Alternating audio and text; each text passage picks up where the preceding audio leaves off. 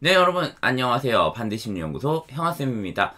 이번에 여러분들하고 진행을 하게 될 월간 형아쌤은 12월 첫 번째 강의입니다. MZ세대를 이해하는 특별한 방법이라고 해서 여러분들한테 MZ세대라는 이 내용을 좀 더 객관적이면서도 다채롭게 이해할 수 있는 그런 시간을 전달을 해 드려 보려고 합니다. 이 강의를 맡은 저는 반디심리연구소의 형아쌤이라고 하고요. 여러분들과 약 1시간 반 정도의 시간 함께 하도록 하겠습니다. 오랜만 처음인 것 같아. 네, 처음으로 제가 이 월간 형아쌤 제목을 영어로 한번 적어봤는데요.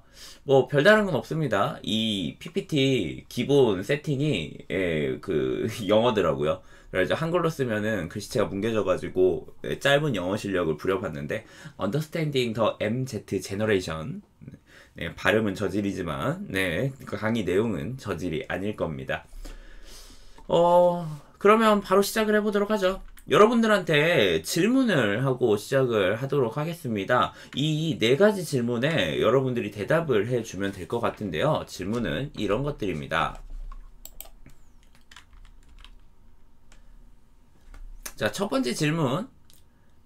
뭐 여러분이 미성년자라고 하면 미성년자로서, 아니면 여러분이 이제 성년이 되었다고 한다면 미성년자일 때를 떠올리면서 여러분이 미성년자일 때 즐겨봤던 채널은 어디인가요?가 첫 번째 질문입니다. 뭐 SBS, MBC 뭐 이런 식으로 써도 되고요. 아니면 뭐 유튜브 채널을 써도 되겠고, 여러분이 이 질문을 봤을 때 바로 머릿속에 떠올랐던 게 무엇인지를 적어 주시면 됩니다. 자, 두 번째 질문은 미성년자일 때 기억에 남는 당시 사회에 일어난 큰 사건은 무엇인가요? 입니다. 뉴스에서 나온 거, 주변에서 있었던 거 등등 큰 사건들이 있죠. 여러분 어릴 때를 기억해보면 어떤 게 있었는지 지금 머릿속에 당장 떠오르는 걸 적어주시면 되고요. 자, 그리고 세 번째. 부모님이 사회, 삶을 대하는 모습은 주로 어떠했나요? 그걸 보며 당신은 어떤 생각을 했나요? 이게 세 번째 질문이고요. 그리고 마지막 네 번째 질문은 당신이 꿈꾸었던 당신의 미래는 어떤 모습인가요?가 네 번째 질문입니다. 자, 이 첫 번째부터 네 번째 질문까지의 여러분들이 대답을 하면 다채로운 대답들이 분명 나올 거라고 생각을 해요. 그리고 그 다채로운 대답 자체가 오늘 강의 A부터 Z라고 보시면 될 것 같아요. 왜냐면 나의 평생에 영향을 주는 그 시대상과 가치관을 형성하게 된 게 어떤 모습인지를 알려주는 거라고 보면 되거든요. 자, 이 네 개에 대해서 답변을 어느 정도 하셨나요? 네, 그러면 넘어가 보도록 하겠습니다. 하나하나 질문은 기억을 하고 있어 보세요. 요즘 아바타 싱어라는 그 코너가 있었는데, 프로그램이 있었는데, 가수가 아니라 인공지능 AI로 만든 그 가수, 뭐라고 해야 돼? 그러니까 AI 가수 모습으로 딱 뭐가 나와가지고 노래를 부르면은 그걸 보면서 와, 이 가수는 어떻다 하는 걸 패널들이 만나가지고 막 얘기하고 뭐하고 하는 그런 프로그램이었어요.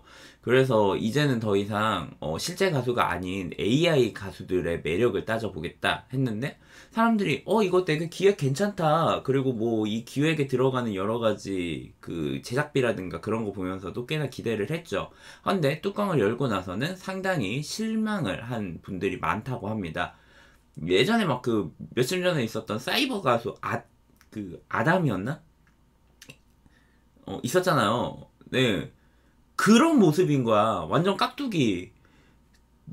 누가 보더라도 불쾌한 골짜기를 연상하는 아주 퀄리티가 낮은 그런 AI 가수들이 나와서 막 얘기하고 하는데, 저는 정말 사람이에요, 막 어릴 때 이런 기억이 있어요 하는 걸 막 뻔뻔하게 하고, 게다가 패널들 역시도 그걸 보면서 피부가 너무 좋아요 등등의, 누가 봐도 대본에서 이렇게 말하라고 시킨 것 같은 그런 어색한 연출을 했던 그런 방송이에요.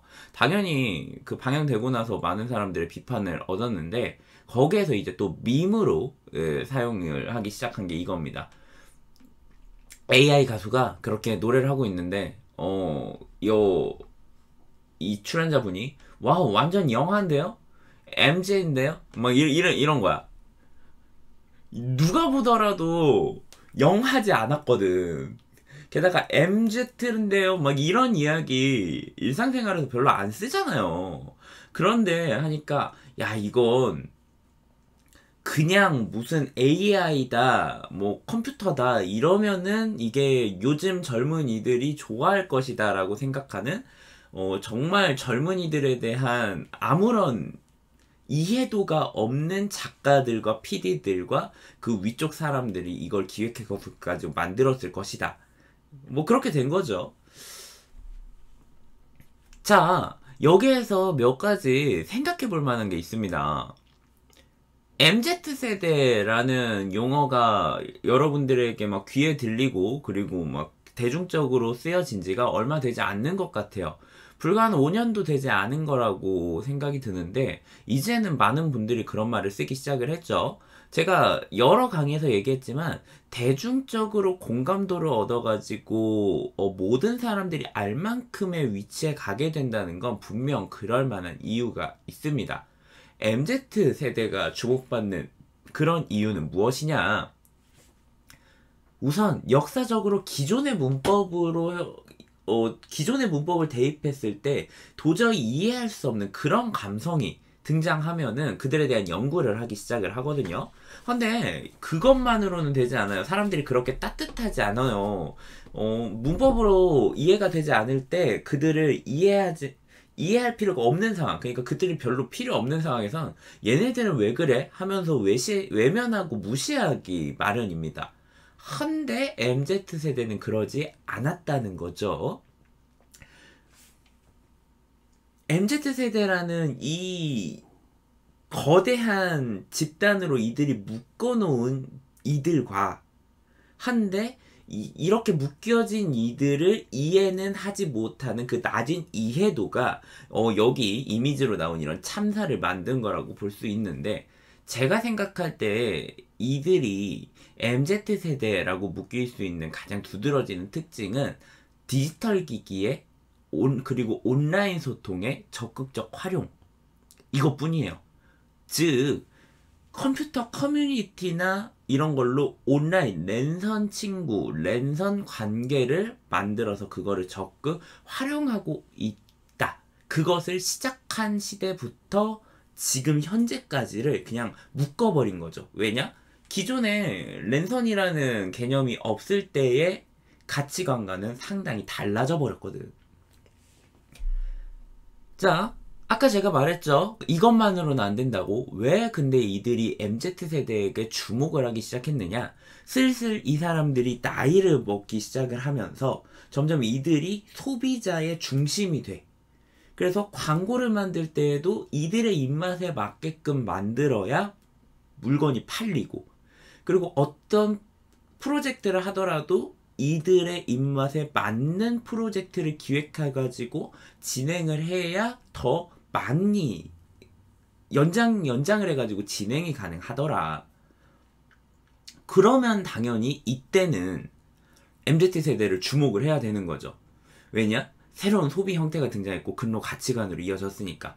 자본주의 세대에선 더 이상 이들을 외면할 수 없게 되었다. 필수 이해 대상이 되었다. 하지만 MZ세대의 큰 특징 중 하나인 이 다양성으로 인해서 이들을 하나의 특징으로 분류하는 방법론은 설득력을 가지는 대신 그냥 사람들의 조롱으로 쓰이기 시작을 합니다. 여기에 계신 분들 중에서도 내가 나이대로 보면은 MZ세대에 해당한다 라고 하시는 분들이 꽤 있을 거라 생각을 하는데요. 네가 MZ구나. 네가 MZ세대여가지고 이런 특징을 가지고 있지. 나도 공부했다고 이 녀석아. 이렇게 얘기하면 무슨 마음이 들겠어요? 뭔데 또 저런 꼰대 같은 소리를 하는 거지? 네가 나를 이해하긴 뭘 이해해? 또 MZ세대 뭐 이런 얘기 들고 와가지고는 또 알려고 뭐 하는구만. 막 하는 되게 좀 비판적인 생각들이 들 거란 말이에요. 되게 좀 부정적인 생각들이 들 거라고 생각을 해요. 그 역시도 MZ세대의 특징이더라. 우선은 정의부터 하고